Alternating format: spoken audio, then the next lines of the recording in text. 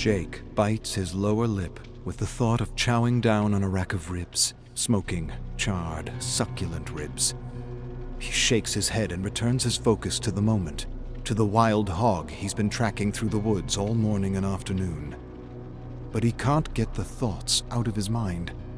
He's never had such a hard time keeping his focus. When he's not thinking about food, he's thinking about the past, about home, about the argument. Seems like it happened so long ago. The argument started on Friday, and by Monday morning, he was out on his own, exiled from the only life he knew, for disobedience. But it wasn't disobedience, not to Jake. To Jake, it was a need. No, it was more than a need. It was a longing. A profound longing to know where he came from and why his father never talked about him. But you didn't have to push him so hard, did you? I did. I had to. I had to because I had the right to know who he was. Don't you see? I have an emptiness inside me that no money or thing can fill. Yet, he never told me anything about him. He just distracted himself with the business and all the trappings of a superficial life and raising you, Jake. Raising his boys. Jake stares past trampled grass, and he hears his mother's voice resounding through his head. Jake, please. You are expecting a straight thing, and no straight thing has ever been made. Your father isn't perfect, and everything he's done is to give you a better life than he had. He has his reasons. And I have mine. Jake closes his eyes. He remembers leaving home without saying goodbye. He remembers backpacking across Korea, meeting people who had known his grandfather and could tell him stories about how he had lived. And none of the stories he had been told justified burying the past the way his father had done. He had expected his grandfather to be an abusive deadbeat, and yet he had discovered a hero, a legend even. He had saved and reunited so many families, and so many were grateful and indebted, and still, he never mentioned him. Maybe he didn't want a legend, Jake. Maybe he wanted something else. But why does it matter? Why does it matter right now? A voice of caution suddenly brings Jake back to the moment. His grandfather's voice, or what he thinks his grandfather would have sounded like. Jake, stop thinking about everything else except what you need to think about. You need to eat before you begin to see things that aren't there. You've been at it all morning and afternoon with that makeshift spear, and if you don't get the hog, you'll end up like me. Jake nods with a slight respectful bow as he examines the freshly trampled grass. Jake charges after the boar as it zigzags through the long grass and suddenly disappears near the creek. Panting, he slows to a jog, searching left and right. He's hiding. Hiding like the letter his father hid in the attic. Don't lose your focus, Jake. Not now. Not again. I don't understand why he would hide such a beautiful letter in a shoebox. Ah, yes, the letter. It's the letter that set you off on your journey. It's the letter that inspired you to learn your father's language properly. You wanted to translate it for yourself, and you did. But now, Jake, you need to stop thinking about the letter, about your father, about the past. You need to focus on the hunt, or none of it will matter anymore. Find food or become food. Jake winces. His grandfather would never say such a thing. That's something his father would say. The voices in his head are mixing like a horrible stew of fermenting leftovers. He doesn't remember when he started hearing the voices, but at some point out on his own in the mountains, he realized he was talking to himself, and that talking to himself helped him cope with the loneliness. Everyone hears voices inside their head, Jake, although most are too distracted to listen or even acknowledge them. Or if they do acknowledge them, they keep them private for fear of ridicule.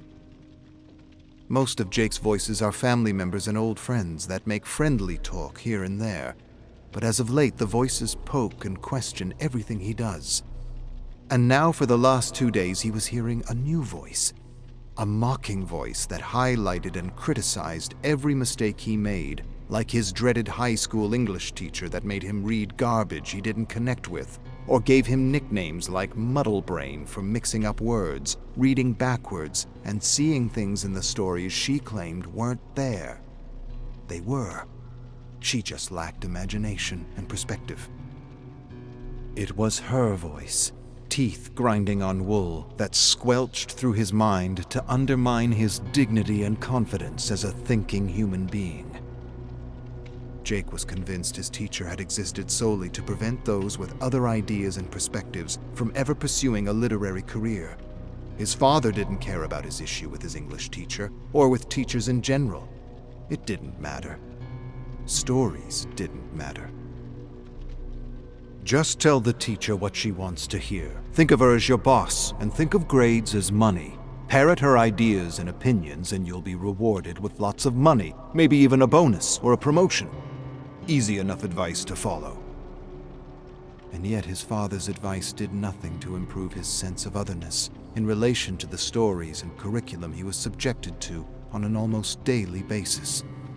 He still felt like an outsider for lacking interest in the literature and history he was expected to read and memorize as truths undeniable.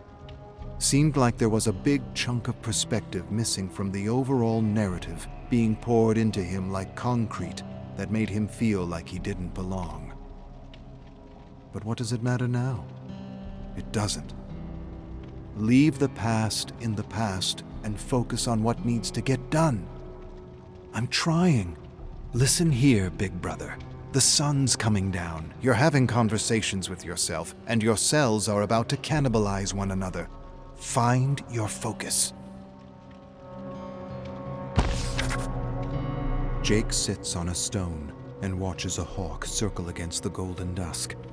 He sighs and feels his stomach twist. He needs something, anything, and he regrets not taking the free granola bars from the clerk at the hunting store. He still doesn't understand what he was trying to prove and to whom he was trying to prove it to. I guess I want to see if I could be like him. You've brought trail mix and other snacks before. What's so special this time? Jake draws a deep, anxious breath. I don't know. The hawk sails through the darkening sky, then swoops and quickly disappears near the stream. Jake stares after it for a long moment, then decides. He grabs his spear, staggers to his feet, and stealthily makes his way toward the shimmering water. By a fallen tree, he sees the hawk picking at feathers and bones. He inches closer, lifts his spear, and launches it. The spear hits the ground and the hawk rockets to the sky, leaving scraps behind. Scraps. Scraps will do, for now. Jake kneels by a sticky clump of flesh and feathers. He smells the pungent odor of heart-pounding red. He touches the sticky innards and the plucked skin and the bones. Bones as white as the hog's grin. Jake sighs his frustration and shakes his head. He doesn't know if hogs display any kind of emotion, but if they can, this hog is definitely smiling. No, not smiling. Laughing. What kind of bird is this anyway? Doesn't matter. Jake pulls out matches and cooks the guts, preparing a kind of bird pudding. You brought matches but no granola bars? I don't know what I was thinking. You're not him, Jake. I know. He died out there. He disappeared. Same thing. Not to me. Jake tries to spit the rancid taste of regurgitated bird out of his mouth as he tracks the boar. His stomach rejected most of what he tried to stuff into it, but he's grateful he got some nourishment for his starving cells. He can't even begin to imagine what it would be like to guide and care for others in the middle of nowhere. How'd he do it? How'd he feed them? How'd he lead them out of the woods with soldiers tracking them? Jake stops suddenly to examine a few broken twigs. He brings his focus back to the hunt, trying to determine which direction the hog took. Then he hears it. Snorting. Almost inaudible. but he hears it.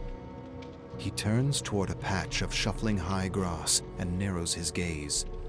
The snorting grows louder and louder. He's laughing at me. Son of a bitch is laughing at me. You aren't worthy, kid. The hell I'm not. Jake launches his spear into the moving grass. A high-pitched squeal follows, and the hog jolts away. Jake surges after him, tracking a trail of red to the mouth of a small cave. He laughs to himself and knows he will feast tonight. He's done. So sure?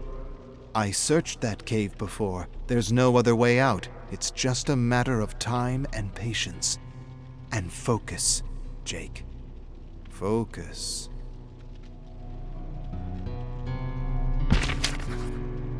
Jake figures an hour or so has passed, and he's noticed no movement or attempt to escape. This is a worthy adversary. He thinks he can outweight me. It's a good plan. He might actually escape. I'm betting on the hog. You'll lose, bro.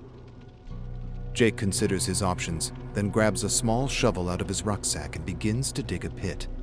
He feels cobalt eyes watching him and he grins to himself. It will take a bit of time, but this deadfall will put the odds in my favor. The people his grandfather helped said he dug a tunnel under a small clearing to avoid detection. He dug a tunnel. Digging a small pit is nothing in comparison. What I don't understand is, you brought a shovel and matches, but no granola bars. What the hell were you thinking? I guess I wasn't. You're a walking contradiction, Jake. I guess. The stupid shit we do when we're lost and alone. I'm not lost or alone. I'm exactly where I want to be. Yeah. The whole turn your back on civilized living because humanity and not you have lost your way. Make yourself believe whatever you want. But in the end, he's your father. He didn't even try to reach out to me. You didn't try to reach out to him. He kicked me out. You poked and twisted an old wound. You hit a nerve, and he reacted. His father was a hero. Maybe he didn't want a hero, Jake. Maybe he just wanted a father. A living, breathing father to do shit with. Kinda like what you got. Jake stands next to his father and brother by the sizzling barbecue in the turquoise in-ground pool. He takes in the scent of thick, fatty white bacon melting into mounds of burning black charcoal. He reaches around his father and pulls off a strip and devours it. His father smiles and says it's like he's never seen food before. Jake's eyes widen as thick droplets of grease drip off his chin. He suddenly pushes past his father and brother, attacking the grill, stuffing his face with greasy, life-giving fat and protein. His father tries to hold him back, but Jake won't be denied when suddenly the meat morphs into a living wild hog. The hog turns to Jake and winks. Jake stumbles back and falls into the pool. The pool swirls and turns into a deadfall as several spikes rip through his chest. Jake yells in agony, waking up with a start, finding himself in a small pit beside thick, sharpened branches pointed outward. Jake wipes the sweat off his brow and slowly clambers to his feet. He climbs out of the deadfall and stares into the darkness of the cave for a long moment.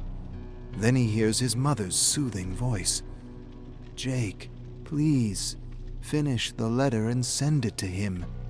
Why? What's the use? It's just gonna end up in a shoebox in the attic like his father's letter. You're wrong. It will be like the picture in his wallet. That's just a stupid picture.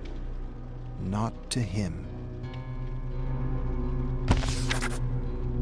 I'm tired of waiting. Jake grabs a few branches, sets them ablaze, and tosses them into the dark, gaping mouth of the cave. He watches the darkness fill with lashing flames and swirling smoke, and he waits for the inevitable.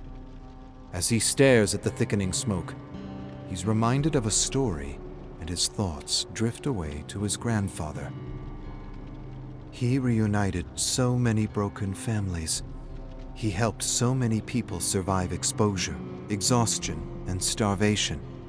He saved them all, and yet he couldn't save himself. They said there was a kind of smoke, too, a thick black smoke that suddenly surrounded them. One minute he was there, the next, he was gone. The survivors Jake had spoken to in Seoul said he was probably captured and executed, but that they didn't know for sure. A piercing squeal followed by a meaty thunk suddenly brings Jake back to the moment. He didn't even see the hog make a dash for it. He leans over the pit and stares at the skewered hog, shaking and convulsing as life pours out of its wounds. Jake sighs and feels mingled relief and regret. Sorry, brother. It was either you or me. Jake swallows a piece of charred meat and stares beyond the flickering fire at the gutted hog. All he needs to do now is salt the meat. Took the whole day to get him, but it was worth it. There's enough meat on him to last him months. The bloody and carved hog suddenly turns to Jake. But you didn't really get me, did you? Jake blinks, and blinks again. Truth is, I let you catch me because I figured you chased me long enough. Jake shakes his head in disbelief, and he knows his mind is still playing tricks on him despite having eaten. The hog sighs sadly. You and I, Jake, we're caught in the same vicious cycle. So don't feel so bad, all right?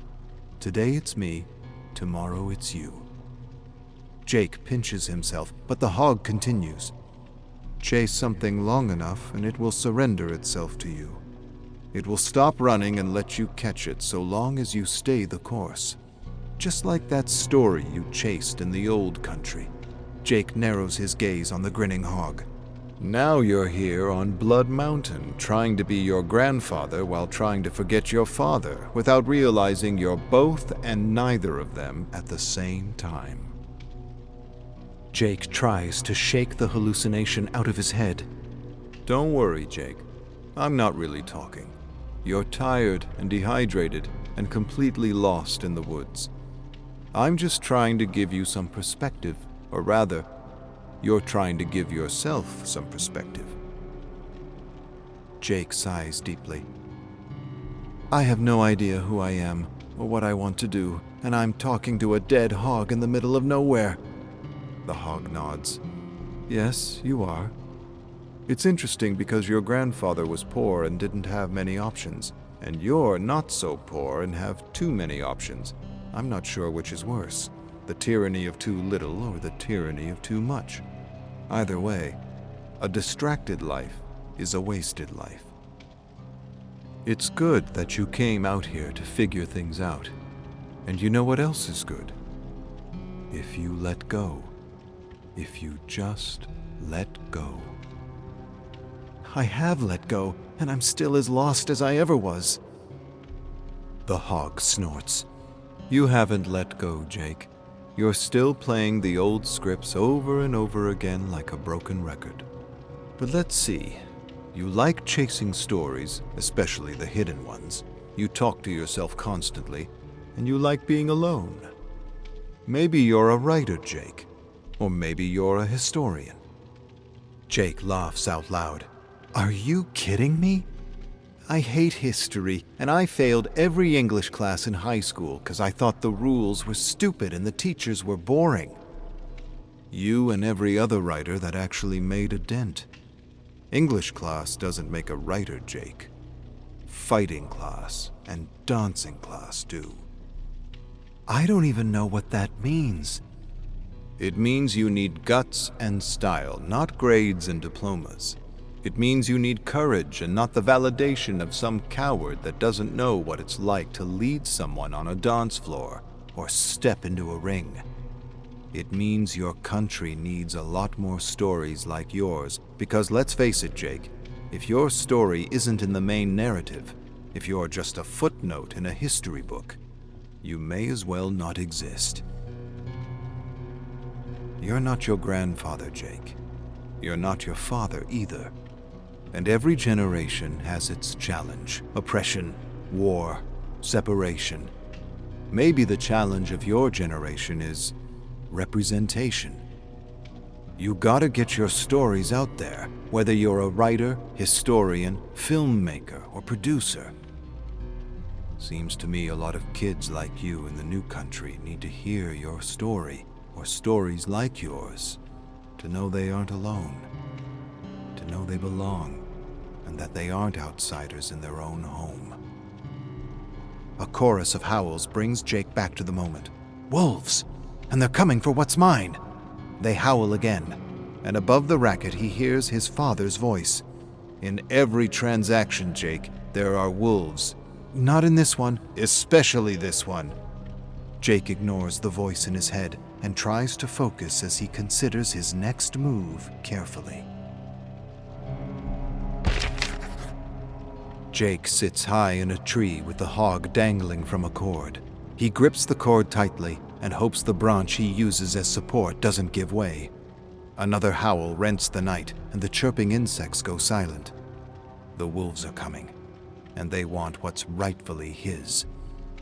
He's glad he ate, and he feels new life coursing through his veins. He feels his focus sharpening, and yet he still hears his mother. You should have finished the letter when you had a chance. I'll finish it another time. If you get another time, Jake, I will. And what if you die here? What if you go missing? Your father will sell everything just to find you. Yeah, right. All he cares about is his packaging empire. You really don't know your father if that's what you think, or why he carries that picture with him everywhere he goes. Jake scoffs. The picture means nothing. Even the fortune teller didn't know what it meant. But it means something to him, Jake. It means the world to him. You point your finger at your father and accuse him of not understanding you. But did you ever try to understand him? Several wolves approach the tree and peer up at Jake with eyes that reflect the shining full moon. Jake tries to silence the voice and rein his focus on the threat at hand. But the voice of family, refuses to be silenced. Let me tell you something about your father, Jake. If he could give all his money away for just one chance to meet his father, he would. And if you disappear because you were too pig-headed to let go, he'd drop everything just to find you. We all would. Let go, Jake, and the wolves will disappear.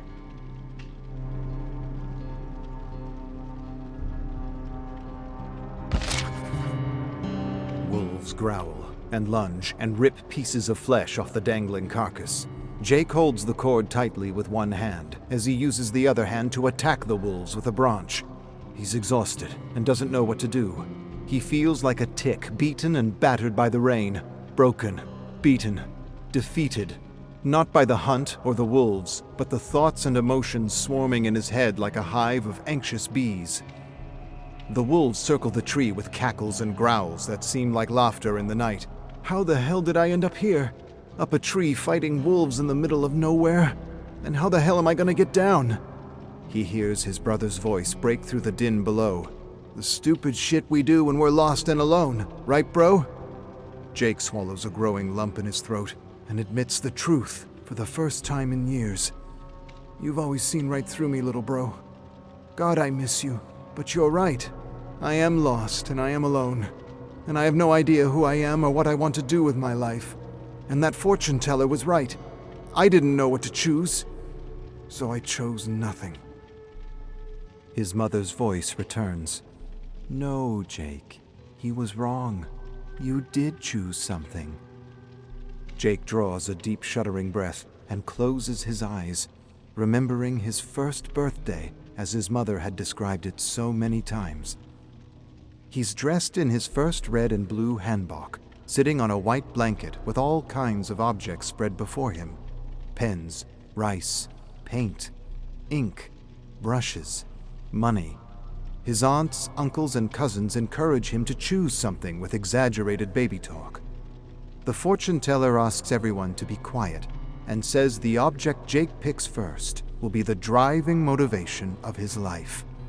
The birthday boy drags himself toward the objects, drags himself past the pen, past the rice and the cake, past the ink and the brushes. Nothing seems to interest him. But then, he spots something. His eyes go wide with excitement, and he charges toward the money. Yells, screams, more baby talk to encourage him to take the money. But Jake doesn't take the money. He doesn't even look at it. He surprises everyone by charging past the money with perfect focus, and he only stops when he reaches a man kneeling in prayer. 1-year-old Jake looks up at his father, smiles, and grabs his finger. His father smiles back at him, and his mother takes a picture. The picture. Jake opens his eyes, and now he hears his mother's voice above the snapping and snarling wolves. The fortune teller didn't really know what to tell us. He said we didn't arrange the objects properly. He said you chose nothing. But I think we both know he was wrong. I don't understand. It's been years, Jake. Finish the letter, teach him about his father, and come back home. I wouldn't know what to write, what to say. You'll figure it out. Just remember that he respects what you did, because in the end he knows you chose family. You always did, and you always will. That's why I know you'll do what needs to be done. Come back. Help him complete his story. The imaginary words strike Jake's heart like lightning. His eyes widen with sudden understanding, and for the first time in his life, he wonders. He wonders what it would have been like to grow up without a father. To miss all the things his father gave him, to miss all the things he took for granted. Hiking, fishing, hunting, camping, fun and fierce games of baddock and moonlit tents. It wasn't all superficial bullshit. There was good, too. A lot of good. He was so contradictory. Aren't we all? I suppose we are. Jake loosens his grip on the cord and stares at the frenzied wolves below. And for the first time in his life, he knows exactly what he needs to do.